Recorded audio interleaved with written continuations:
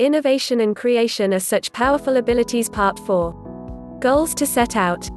To extend the product creation methods and make them second nature, something going on all the time in your mind in the background. To get you keeping record of everything that you do, the first step to actually taking action and avoiding the number one reason why so many fail. To show you how to go back over your piles of ideas and start pulling the relevant ones out and turning them into real products fast, simply by asking a few questions. To fill the gaps in your mind that occur when you find yourself with what seems to be nothing that works, nothing that comes together, and develop your ideas into real-life, workable, live products that sell.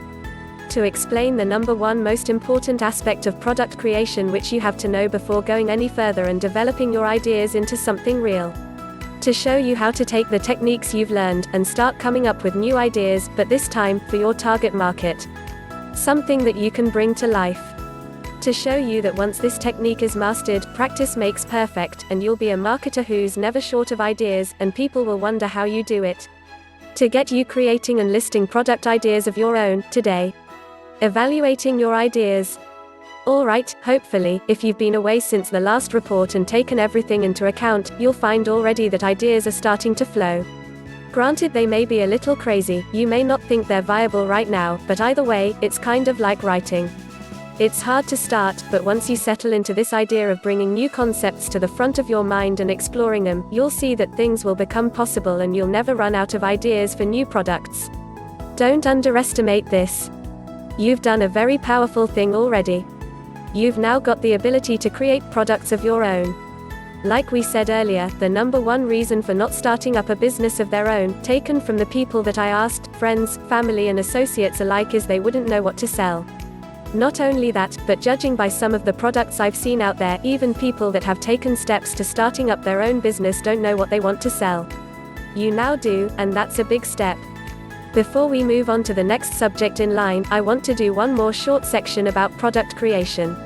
As important as the last, you'll learn how to decipher whether or not your products are fit to sell in relation to the market and the people that will be buying from you, and a personal perspective.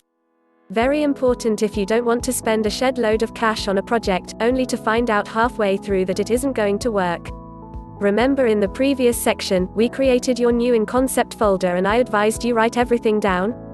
Now you've got some ideas down, no matter how odd they might seem to be. Let's look at the reasons for this, and an example of me making a huge mistake in not taking this advice back in the early days of my marketing. Are your products viable? It's a real simple process, and it's all about asking the right questions at this stage to avoid problems later.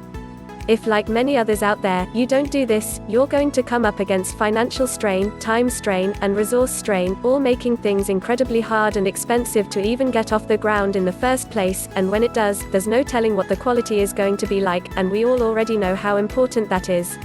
Although this is widely known already, and I wouldn't be surprised if you've heard this before, it still applies, and probably always will. What worries me is how many people know this, but don't directly ask themselves this question until it's too late. Then all they end up with is a bunch of unrelated things they had to stuff into their new package to make it look more valuable through solving more problems. Continue on part 3 of this video, innovation and creation. If you like this video, don't forget to subscribe, share or thumb up. Is there a market for my product? And can I reach them? An important question indeed, because incidentally, if there's no market for your product, or you have no way to reach them, then no one's going to find out about your product, and you simply won't sell any. It's easy enough to head over to google.com and do a search for your product, or a different version of it. Not only depending on the fact that if you have a problem that needs to be solved, it's highly unlikely, if not downright impossible, that your problem is going to be unique. Also, when running your search, if there's other products out there offering either the same as you, but in a different way, you can bet your life that there's a market out there. Also, are there any publications that are related to your product? An even bigger sign that there's a market there, and of course, can you reach that market? Specifics and hows aren't really important right now, as long as you know not to go launching a product that's going to be impossible for you to reach the people that want to buy it, or even worse, there aren't any people who want to buy it. How much money will this take to create? And make it the best it can possibly be? Asking yourself how much cash it's going to take out of your pocket before you start is definitely a good thing, but you don't want to know how much it'll take to create and get running, but how much it will take to create and get it running effectively, so you can really wow your customers and get them to talk about you to other people. Quality is so important nowadays with the flood of products out there in all markets. Here's an example for you, again from my personal experience and my very first site. I've always been a big believer in wowing people with stuff I do. If it's going to be done, it's going to be done properly, it's going to be sheer quality, and the best it can possibly be. The very first site I put up featured forums, a fully functional and independent autoresponder and ad tracking system for each individual member, not to mention all of the hooking up with the affiliate software, access management and tying this into recurring billing and a 2-level affiliate program, with custom commissions for individuals that I'd met and were up for joint ventures.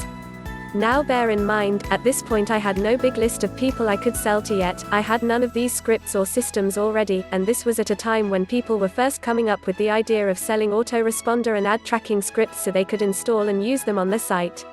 Now looking at the concept, this was going to be a monster of a site, totally mind-blowing, so I went for it without really looking hard into what I was getting myself into financially, and the time commitment such a site took, with things like tech support, being on hand non-stop to sort out problems, being there at the right times for conferences, and managing pretty much every system there on my own. I don't need to tell you that that's a heck of a big first product, and there's nothing wrong with doing, or being ambitious. Just before you start, make sure that when you ask yourself if you have the time and money to pull this off to a very high standard, otherwise you might just find yourself overwhelmed halfway through the actual process of creation. Can I adapt the system to make it easier on my resources, reach a bigger or more targeted market? Something you should always ask yourself. How can I make the product or service better, reach a larger or more targeted number of people? If it's not affordable, how can I make it affordable?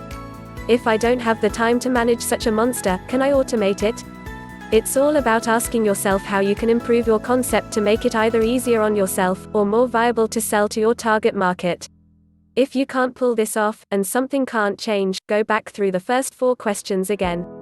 When you can answer yes to the first 4, and be happy with the outcome through question 5, you have yourself a viable, ready-to-go product that you can get working on right away.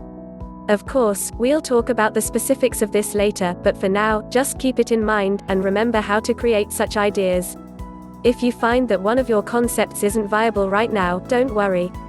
At least 8 out of every 10 of the ideas that I come up with personally don't make it out of the planning stages for some time, if at all. Not to worry.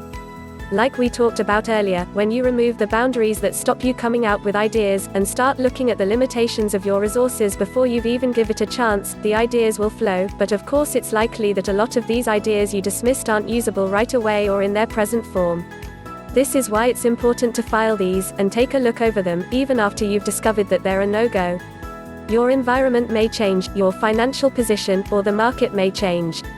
It's just a case of waiting for the time that the answer to those 5 above questions become positive ones, meanwhile working on the things that do work, and are viable.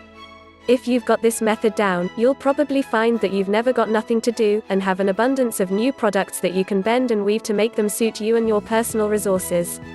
You can continue watching the next part of this innovation and creation ideas video. Please don't forget to subscribe or share or thumb up if you like this video.